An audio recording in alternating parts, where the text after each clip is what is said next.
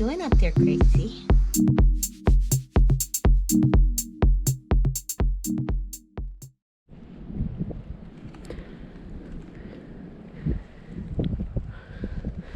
I'm up at Laurel Mountain. Hey.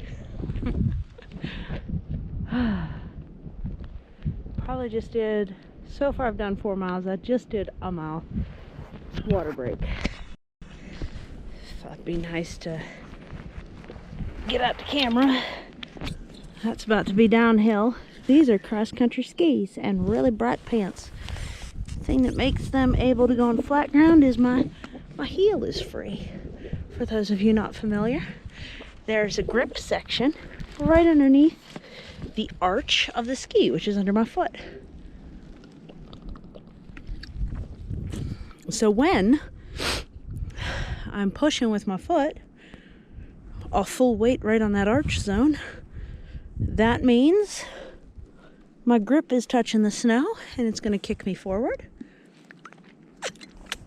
And when I distribute my weight between the 2 skis, then I'm gliding. I stopped because my skis kept getting iced. So I got this stuff in my bag.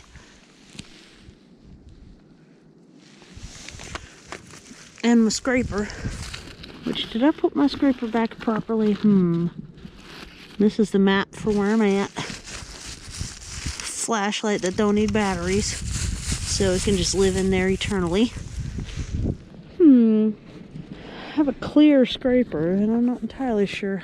Here we go. Wasn't quite sure where I put it, but it belongs there with the maps for every park that has trails. But the one that's out is the one where I'm at. I don't have my glasses with me because they're in the car. And they're in the car because, oops, I touched the thing. They're in the car because I tend to fog them up. I also don't think I have tissues with me, which is dang unfortunate. Wish I did. But, yeah, bit of a prolonged water break because you have to let that slicking stuff chill back down for it to do the trick. And you can see my skis have got a few gouges and such on them. But, this slicking stuff, it's pretty good. I need to properly wax my skis at some point. I wish I had a ski clamp.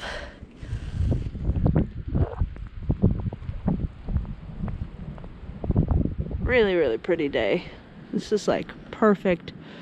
It's actually pretty warm too. It's 27, which I guess in Celsius is probably like -2 or 3.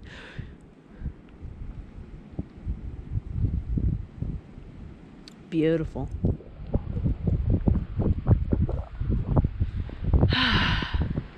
Up this way, where I'm at, this is Laurel Highlands area.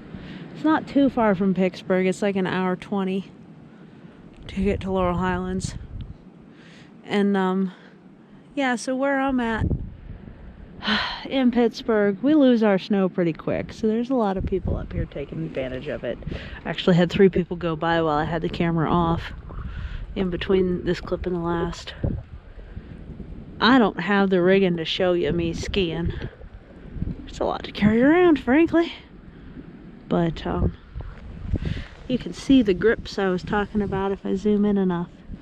And then up here it's smooth. And those are called waxless skis, but you still should wax them. But you gotta be careful not to get the wax caked into that fish scale pattern. So waxable skis or waxing skis, those have flat the whole way, smooth the whole way, and then you put on grip wax in this zone. So they're very different in that way, but you still should wax them to protect the, but you only put on glide wax. You don't have to put on grip wax for these, and that's why they're waxless. So if you do have cross-country skis, keep that in mind. Well, I'm going to keep going here, actually. I'm going to put you back in my pocket, gear myself back up before I fill up my waist pack with snow here. Jeez, should have thought of that. my gloves back on. Fingers are starting to get a little cold, but not too bad. And I guess I'm going down Tawny Trail. Tawny. I think it loops back to the loop. I've already done 3 miles of skiing, so just a little bit more. I usually do around 10 if I'm at a location, but I think everybody's spooked by this snowstorm and heading out, so it's good to be bright. Some people picking on me for it, I will say that, but more people are complimenting me on being smart. So when you're a solo skier, it's better to be safe. That's my opinion. I want everything in my advantage if I'm out here and I bust myself. I want to be easier to find.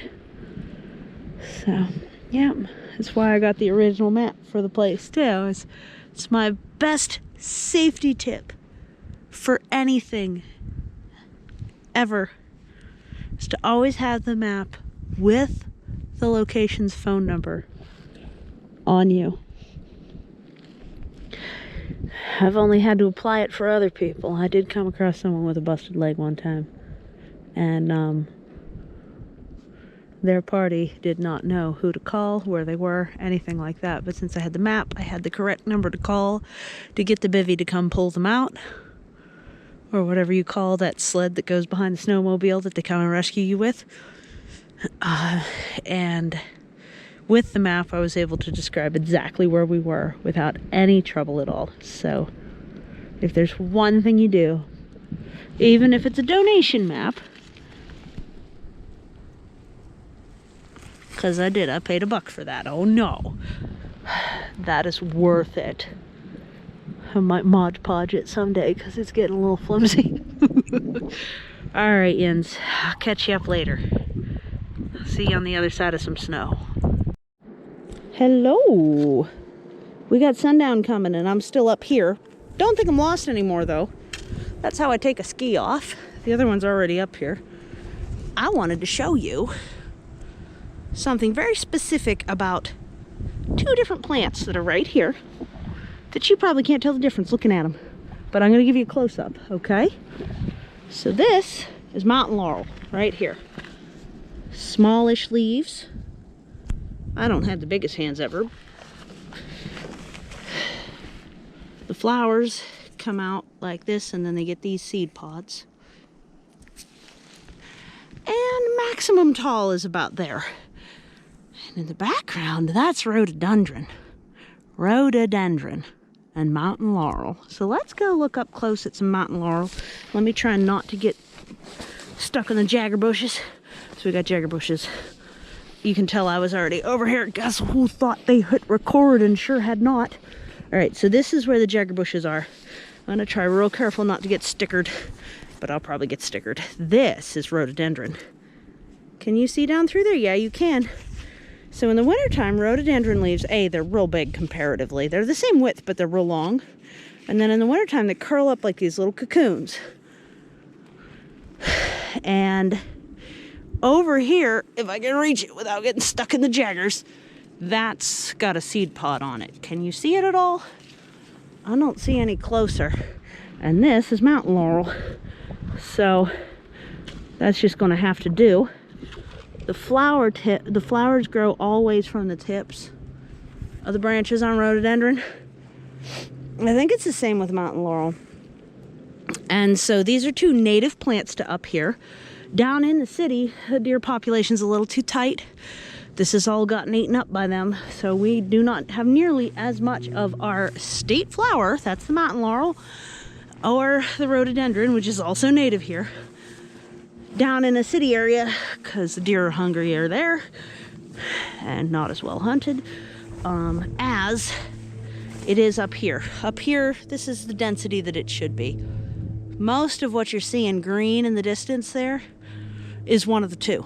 It's either rhododendron or mountain laurel, or rhododendron or mountain laurel, or mountain laurel or rhododendron, or mountain laurel, rhododendron. So here's your permaculture tip, okay, before it's dark and I don't know how to get home.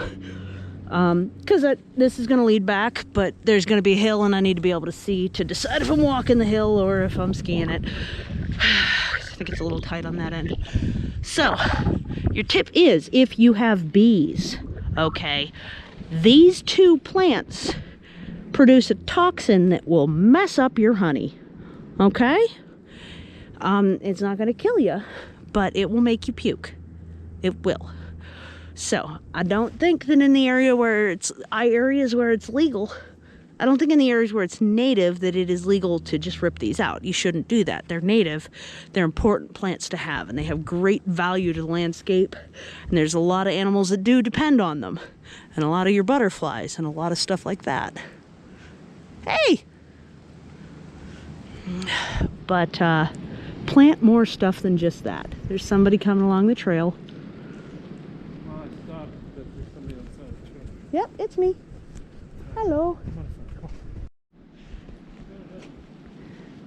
I'm probably going to end up passing you again soon, if that'll be okay. This is, yeah, so plant more things that your bees are going to prefer. Or pay attention to the color of your honey and learn which color it's going to be.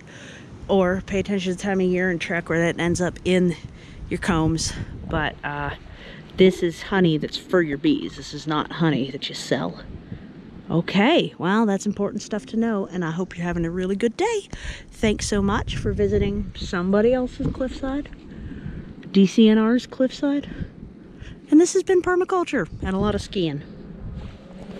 Once I whack the snow out of my cleat here,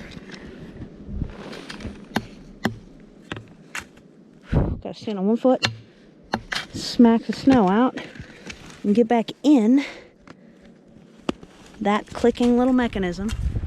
Here's where I push to release, and that's where my foot clicks in. But I can't have snow packed in the toe, so I'm gonna get the other foot now.